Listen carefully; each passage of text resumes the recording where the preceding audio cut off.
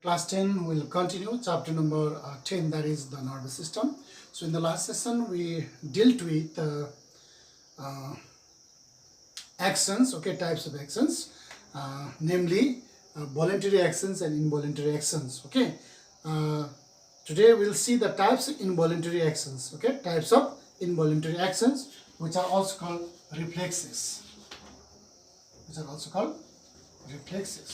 This means uh, involuntary action, okay, involuntary action. So reflexes are the involuntary actions, okay.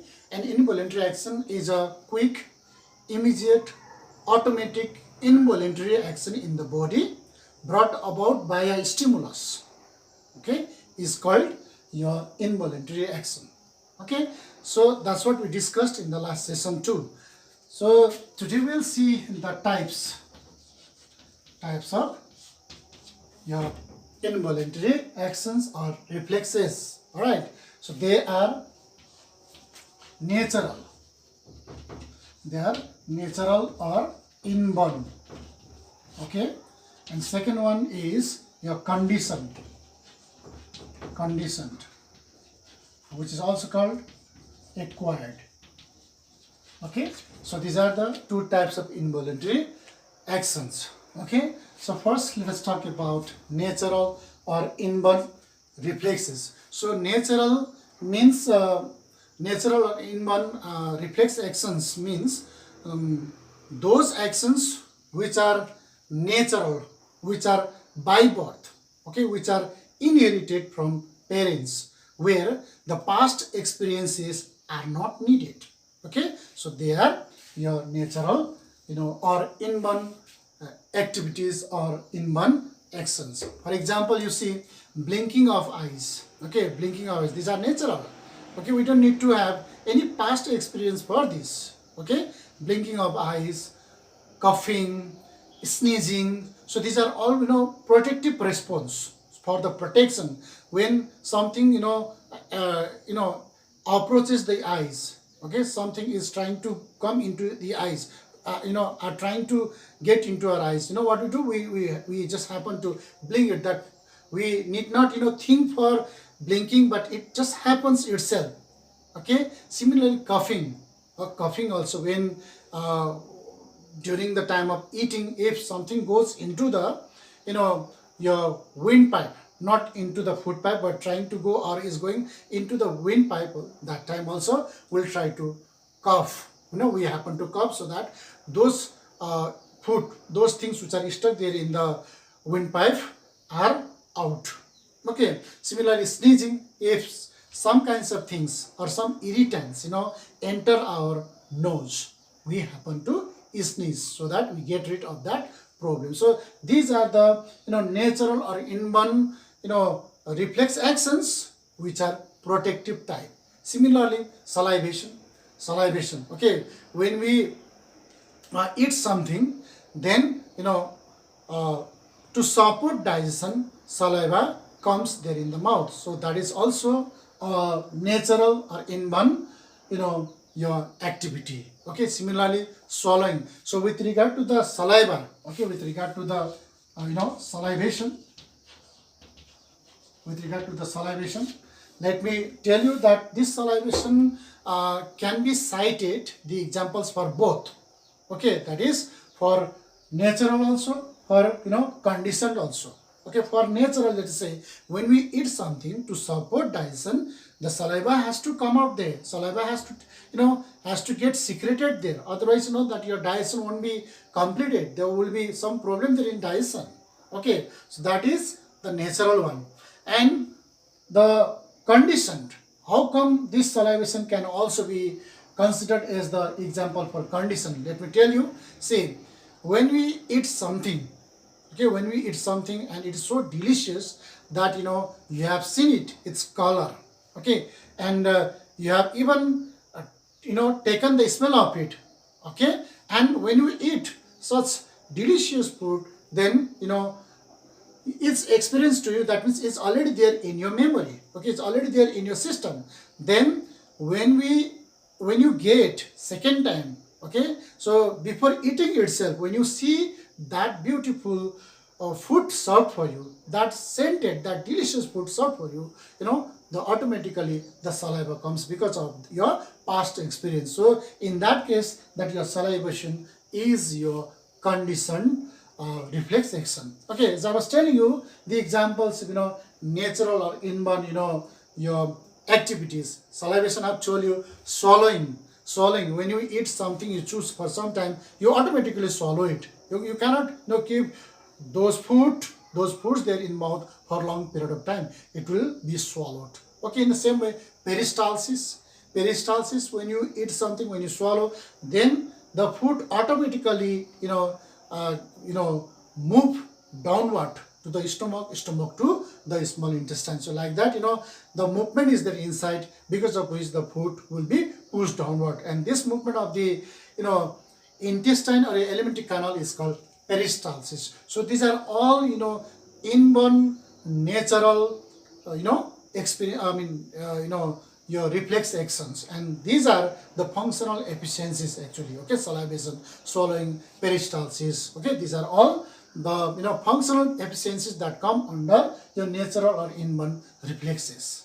Okay, so beside this, there are a number of examples for this natural or inborn reflex actions. For example, knee jerk. When you are sitting nicely, keeping your this leg in the relaxed position, so that time if a part just below the kneecap is hit or is tapped, then what happens is that you happen to jerk your knee.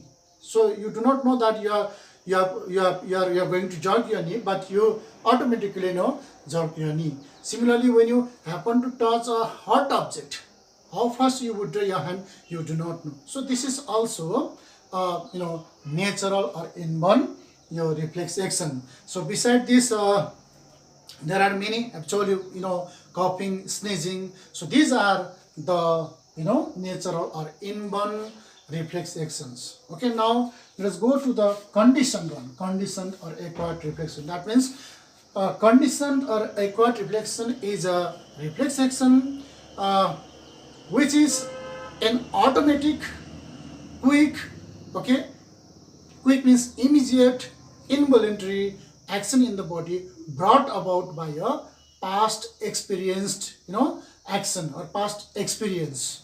All right, so as I've given you the example of the food which you had eaten before, some days ago, some years ago. All right, so that food you need not eat to to get salivated. So at the sight of that food, the smell of that food itself is enough to get salivated. So that is your condition. Okay, you have got condition because of that past experience, the saliva is coming in your mouth. So that is your condition or acquired your what do you call it, your reflex action, which you are performing because of the past experience. Okay, that is your condition. So there are many other examples for this condition or acquired involuntary actions also. Okay, you see, playing a guitar. Okay, you are a very good guitarist. Okay, so unless you learning is to build up some kind of experience in you.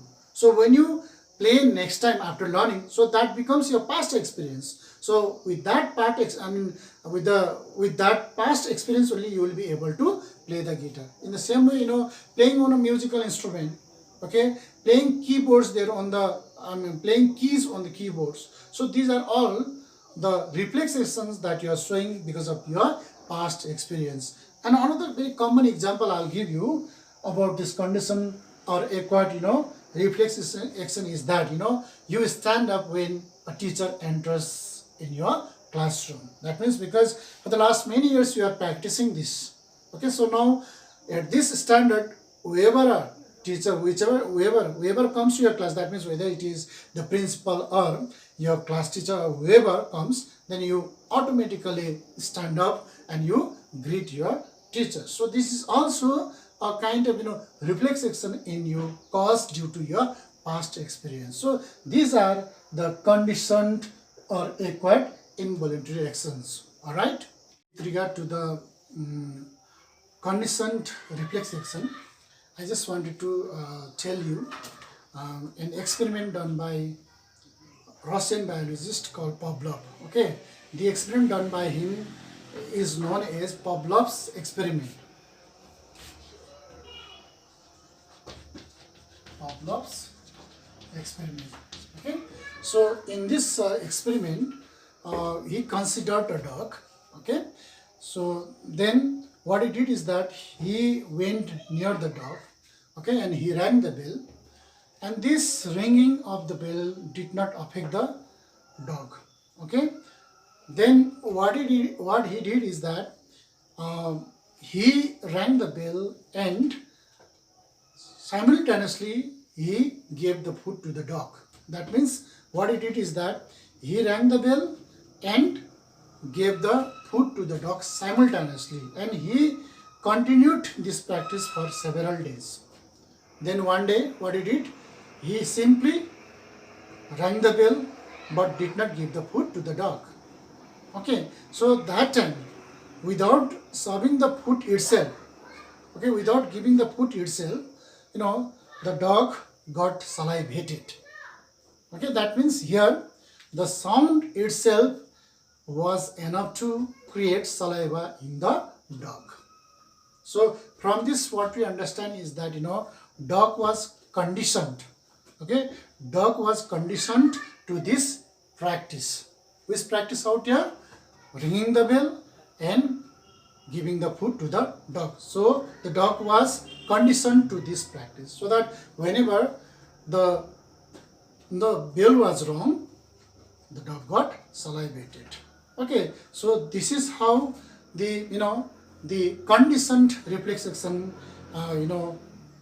is formed in the animals because of the past experience. All right. Okay, now we'll see the nervous pathway in reflexes. Okay, the way through which such the impulses for the reflex action travel.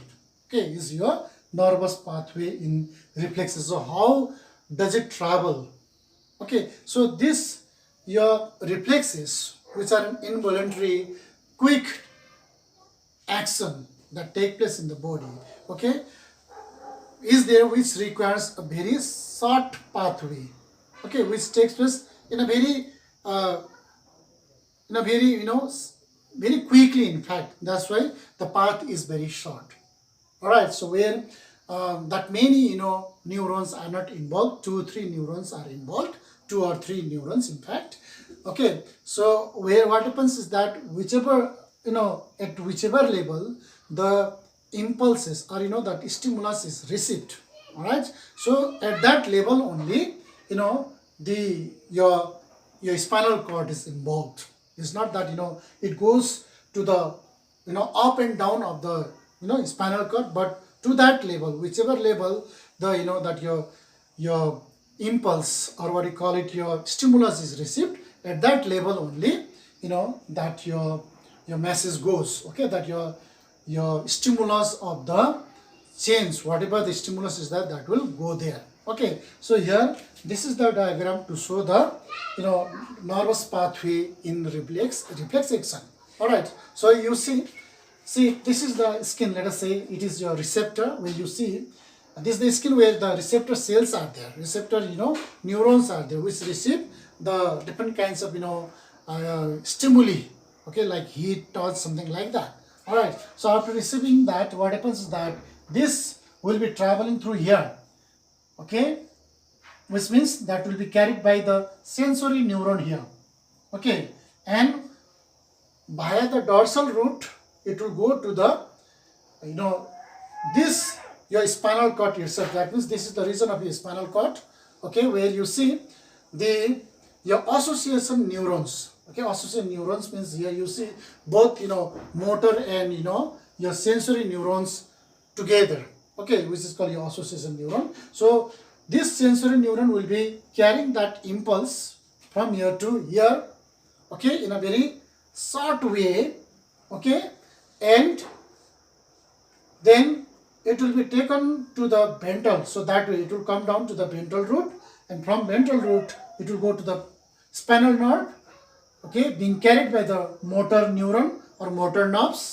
Then it will go to the effector organs, that means to the muscles, so that these muscles will give the effect, these muscles will show the effect. So that quick it is, okay, it doesn't go that far, okay. Sometimes your brain also is not involved.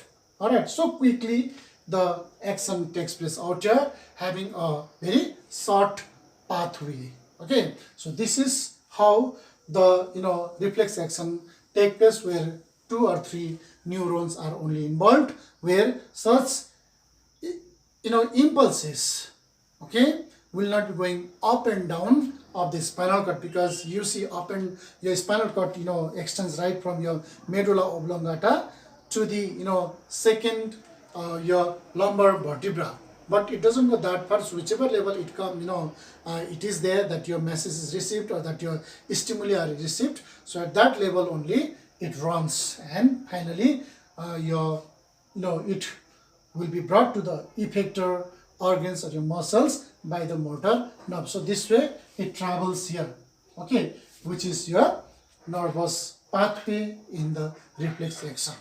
All right, because it is a quick action, it is a very automatic action, so that the pathway is also very short. All right, okay, now we have another important subtopic of this chapter is the reflex arc. All right, the reflex arc. The reflex arc, which means the path of reflexes. The path of reflexes. Okay, so reflex arc is an arc-like path, or the shortest path, which the your stimulus or the impulse takes to travel from receptors to the effector. Okay, this is the shortest route, or an arc-like path through which the impulse travels from the receptor organs to the effector organs very quickly, the arc-like path. So that is called the reflex arc, or it is the path of reflexes. All right, so here that can be shown with the help of that symmetric chart, like this. See see stimulus, okay, or impulse. You can even see impulse out here, okay, goes to your receptor. It is now stimulus only, rather you can say stimulus first. All right, not impulse now. Then receptors will be going to the your spinal cord or brain, okay, by the sensory neurons, okay.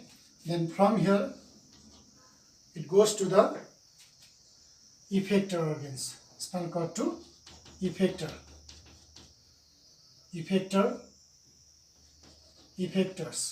Okay, so effectors means it may be muscles or your glands, okay, with the help of your motor nerves, or motor neurons. All right, then what is in the response? Question is what? Response. So this is the your what you call the flow of that your stimulus in the reflex arc. See, stimulus here received by the receptors here. All right, then from receptors it goes to the spinal cord or brain, being carried by the sensory neurons. Then it will go to where, as I've told you, to the brain or spinal cord. Then it will go directly to the effector organs. It may be your muscles or glands being carried by the motor nerves, okay, or motor neurons. Then ultimately what is seen? The response, what it has to do against that stimulus, what response is there. So that will be seen at the end very quickly, okay, traveling through this shortest path, which is called reflex arc. Okay, so this is all about your what you call your reflex action and reflex arc. All right, and this is how we conclude this chapter number 10 also. Okay, and question answers I've been telling you that please you can get it from the what do you call your from your internet itself, because giving all the question answer is not possible here. So there is the app, okay, where you can see where you can Google your Selena's, okay, class 10 biology, Selena's biology. So then you enter the chapter's name, then you find everything whatever is here in the book, okay, all your objective types, all subjectives, all you find there, you please refer to them. So and that is also very important from the examination point of view. Usually there in ICC we get the questions from this Selena's only, so you please do from there. Okay, so if the time spares afterwards and before the examination, before your final examination, if the school resumes, then there we can even have a talk of it. All right, so physically we can talk of it, then we clear all the doubts. All right, so thank you very much.